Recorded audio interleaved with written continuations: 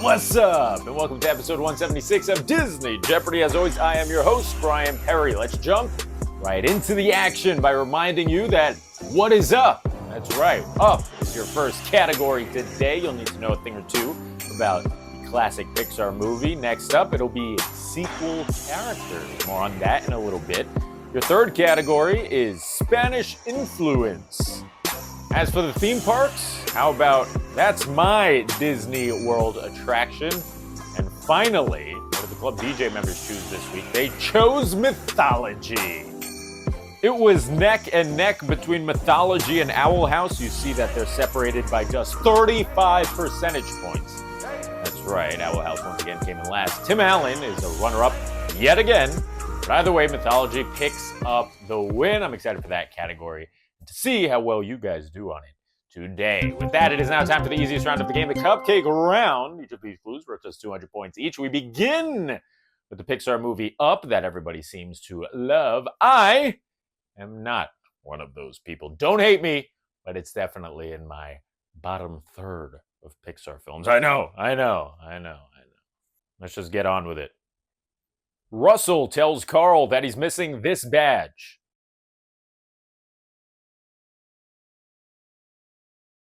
To complete his collection, Russell just needed the Assisting the Elderly badge. See these? These are my Wilderness Explorer badges. You may notice one is missing. It's my Assisting the Elderly badge. All right, moving on now to sequel characters. I'll be honest, this is not just your ordinary sequel characters. No, the majority of the ones you're about to see on your screen are introduced in films that went straight to VHS. Makes it a little harder since I'm sure a lot of you haven't seen those subpar offerings. Let's dive in. Name the character on your screen and the film he is from.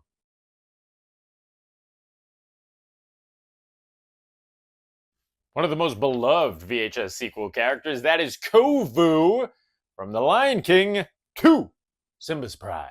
What is your destiny? I will avenge Scar.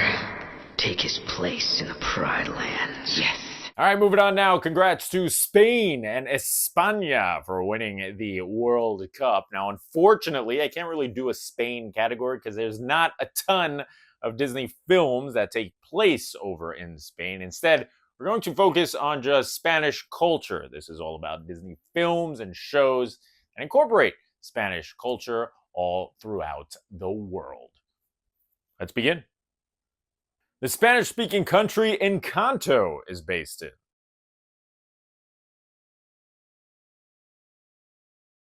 Encanto takes place in Colombia.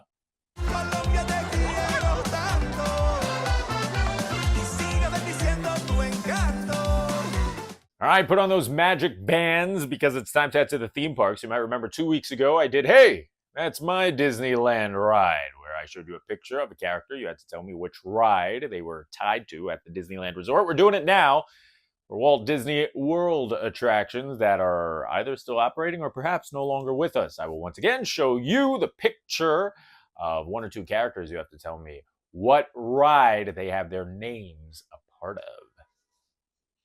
All right, if you don't know who these two are, then we've got a problem.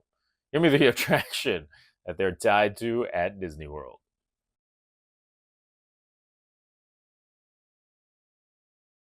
Found in Hollywood Studios and Disneyland, for that matter, it's Mickey and Minnie's Runaway Railway. Nothing can stop us now.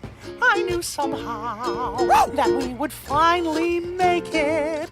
You know what? Gotta give Disney credit. I love Mickey and Minnie's Runaway Railway. Did it have to take away the legendary great movie ride? No. It would have been better if they just built it in a new spot or something. But I do think they hit it out of the park with that one. All right, moving on now to mythology. This incorporates all different types of mythology. We're talking Greek, we're talking Roman, we're talking English. I'm covering it all. Here's your first clue. On your screen, it reads, "Whoso pulleth out this sword of this stone and anvil is right wise king born of blank."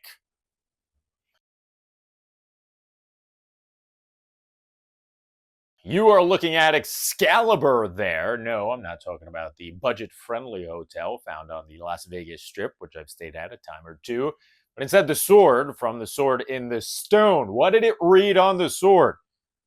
The correct answer is not Britain, but instead England.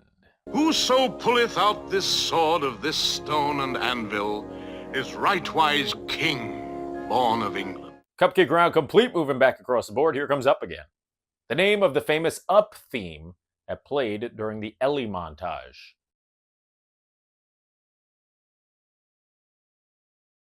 Might go out on a limb and say it's Pixar's most famous score. It's up there. Definitely top 3. The correct answer is Married Life.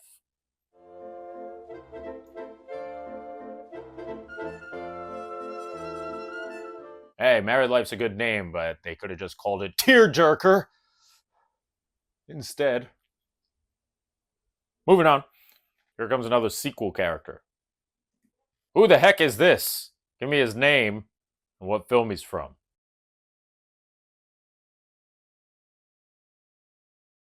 You are looking live at Ranjin.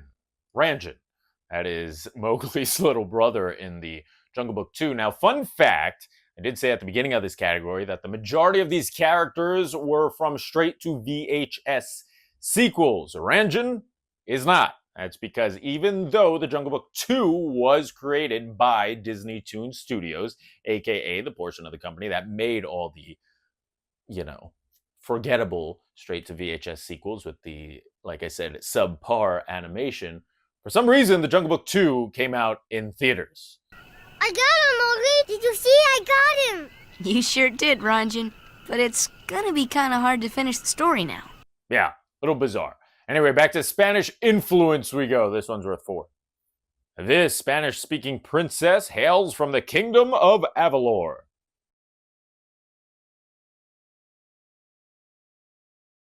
The correct answer is Elena.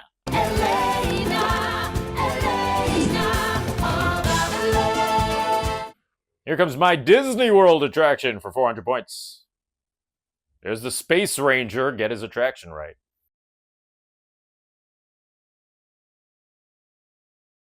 Correct answer is Buzz Lightyear's Space Ranger spin. Final clue of the 400s belongs to Mythology. Oscar Isaac starred as the lead in this MCU series based on Egyptian mythology.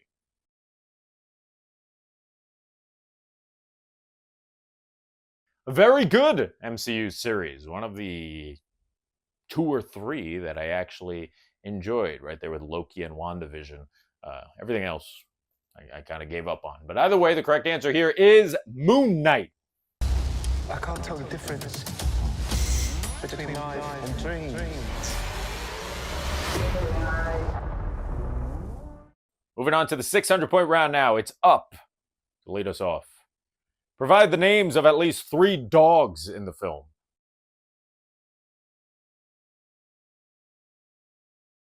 By my count, there are at least 6 named dogs in Up. Were you able to give me at least 3 of those names? I'm assuming most of you wrote down Doug. That would make sense. That's 1. Alpha is probably the second most popular answer here, but I needed 1 more for you to get the points. You could have gone with Beta or Gamma. Those are Alpha's buddies that we see throughout the film. Could have also gone with Omega. He is flying one of the planes towards the film's conclusion. And finally, my favorite dog in the movie, you could have gone with Epsilon. Got to teach Bunny how to cook. All right, moving on now. It's sequel characters again.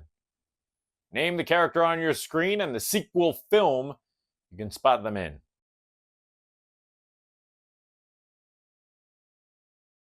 That is Miss Birdwell from Kronk's New Groove. Yes. Oh, super duper. That's more like it. Halfway point of the game means it's time for Spanish influence. For Disney, Cheech Marin voiced Tito, a dog who shares his breed name with this state in Mexico.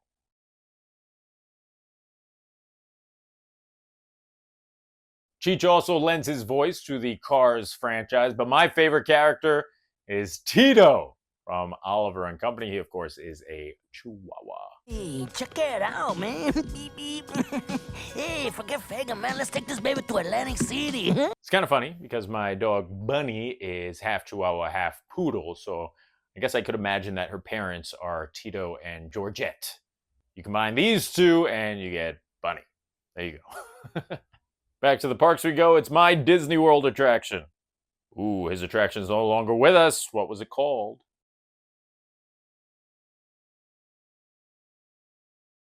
Currently sitting vacant and wasting tons of real estate in Magic Kingdom's Tomorrowland. The correct answer is Stitch's Great Escape. Here's your third clue from Mythology. You're looking at a screenshot from Hercules, of course. Name the god on your screen.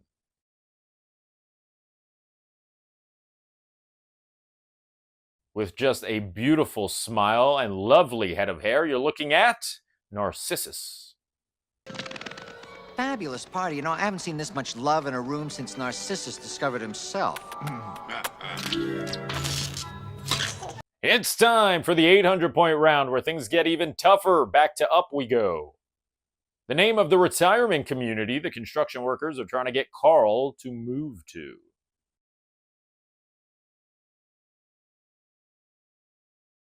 They would love for him to move to Shady Oaks. Take this. The guys from Shady Oaks will be by to pick you up in the morning, okay? Here comes another sequel character now. I'll give you the name of this character. It's Chuck. Chuck the sportscaster, that is. What film is he from?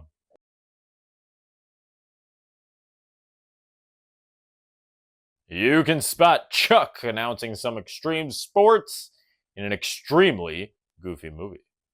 It's looking bad and it's not gonna get prettier, folks. Here comes the 800-pointer for Spanish influence. In Coco's Un Poco Loco, this question is asked in the song's first line.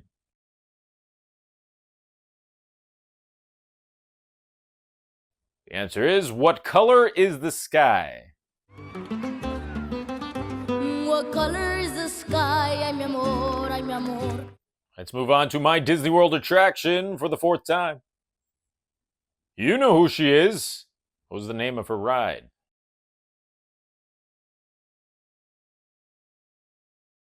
That, of course, is Ellen DeGeneres, a.k.a. the voice of Dory from the Finding Nemo franchise. Her attraction that is no longer with us over at Epcot was called Ellen's Energy Adventure. On to Mythology before the 1,000-point round. This one's worth 8. Long before the 1990s and Hercules, Zeus's first appearance in a Disney feature animation film came in this 1940 movie.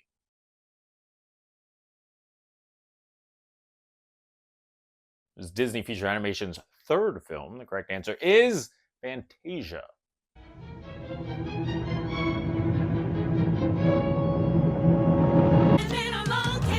He hurled his thunderbolt. 20 clues are down and 6 remain, including Final Jeopardy, but slow your roll, my friend. Hold your horses, because we've got a 1,000-point round to play, which means it is time for the most overly dramatic soundtrack infused unnecessarily spotlighted arcade 1,000-point round. Hit it. I had to charge that one up a bit. All right, let's dive into the 1,000-point round, beginning with our last clue from Up. The name of the film's villain was one letter off from this film executive in the 1920s.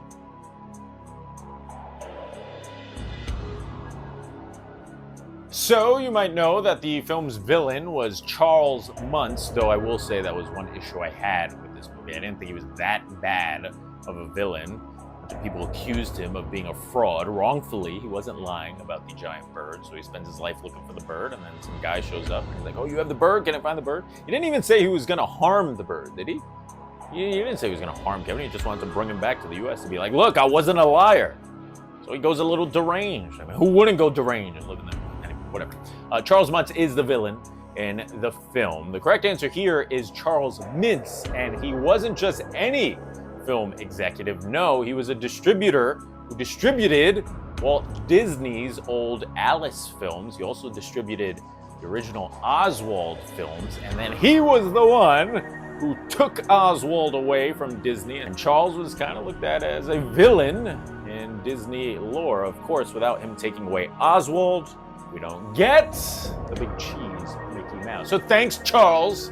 Joke's on you. And obviously Pixar thought it was funny to name their villain after Charles Mintz, just changing one letter. Charles Mintz, here we go. It's sequel characters again. Name these two characters and the film they're from.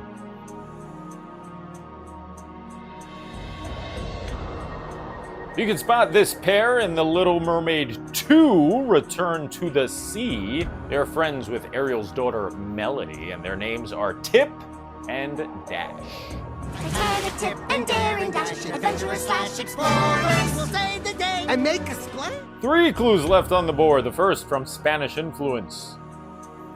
2 years before the release of The Three Caballeros, Donald Duck and Jose Carioca spend time in South America in this Disney feature animation film.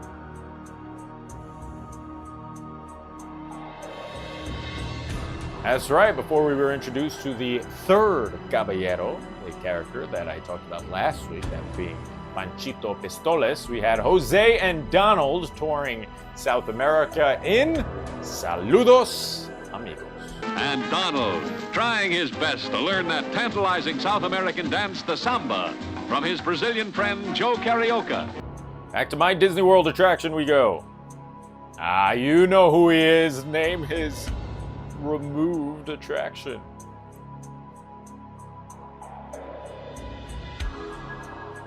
So this is a bummer. Rafiki, of course, had Rafiki's Planet Watch, which was an attraction. It wasn't a ride, but it was an area of Animal Kingdom that you could visit via the Wildlife Express, going to Conservation Station. Unfortunately, Rafiki's Planet Watch has now been removed in favor of a Bluey-themed area. Now, I love Bluey, but I feel like Rafiki fits with the Animal Kingdom theming a little more than Bluey. He doesn't even live in the wild. Why are we taking the Wildlife Express to Bluey's world or whatever that new area is called? I don't get it. Whatever. Love Bluey. No offense, Bluey. No offense, Bingo. But Rafiki deserves his Planet Watch. Let's give him another attraction someplace else. All right, moving on. It's your final clue on the board before Final Jeopardy. It belongs to mythology. Based on Welsh mythology, this Disney feature animation film was the first to receive a PG rating.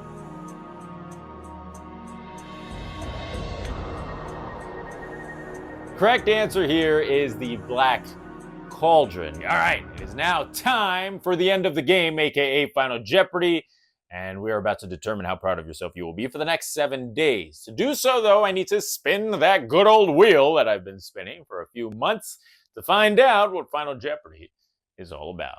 Let's do it!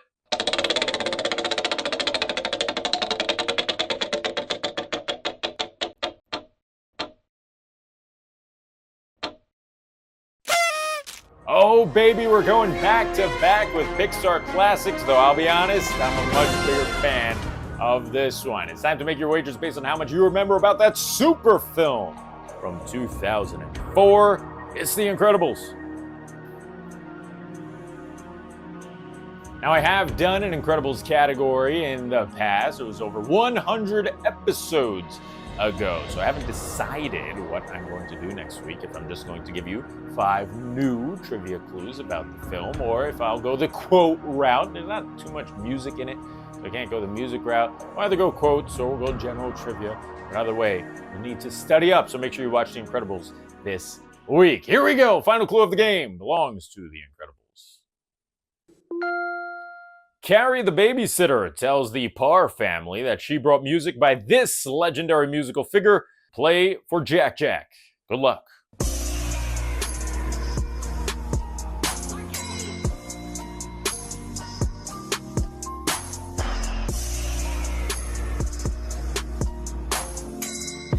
And time is up. What did she bring for Jack Jack to play while he's sleeping? Who was the musical artist? Who was the musical composer, I should say? Correct answer is Mozart. You don't have to worry about one single thing, Mrs. Farr. I've got this babysitting thing wired. I also brought Mozart to play while he sleeps to make him smarter because leading experts say Mozart makes babies smarter. The babies don't even have to listen because they're asleep. And that does it for episode 176 of Disney Jeopardy! Bunny, we did it! We did it. That's right. Thanks so much for watching. Shout out to all you humans out there, but more importantly, you know I care about your pets. I love each and every one of you pets. If you're an owner of one of these angels, make sure you give them a good old kiss on their forehead from yours truly. Now it's time for the Club DJ members to go vote. The beautiful Club DJ members. Lock in your vote for one of these categories in next week's episode. The decision is in your hands. If you want Bunny or I to send you a... Bunny or I. If you want Bunny and I to send you a personalized video, head over to the Cameo page on DisneyJeopardy.com, where you can also scoop up Hello, Belle. I said it early this time, huh? Yeah, you can scoop that up from the Bunny Eclipse shop, a shirt that she designed. Now, you know the deal. If you like what you saw, do me a favor, subscribe, click that bell icon. Hello, Belle. That was the greatest one ever. Who cares that I did too? This way you're notified every time we come out with brand new content. I've been your host, Bryan Perri. Here's Bunny Eclipse, the executive producer of this show. We bid you adieu. Bunny, you want a bone? Thought so. Till next time. Bye-bye.